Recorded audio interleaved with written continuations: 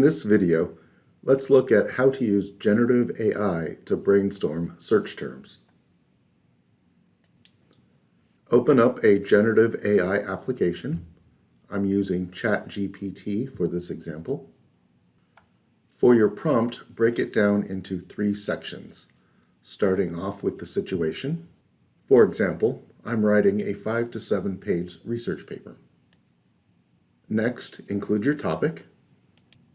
For example, on augmented reality and sign language interpreter training. Finally, include what you want and the format in which you want it delivered. For example, give me 5 keywords in bullet point form and 5 3 to 5 word search phrases to research this topic.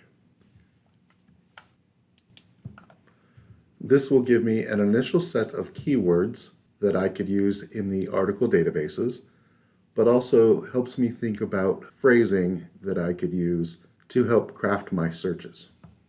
You can repeat this process using different variations of the keywords until you feel you have sufficient terms to begin your search.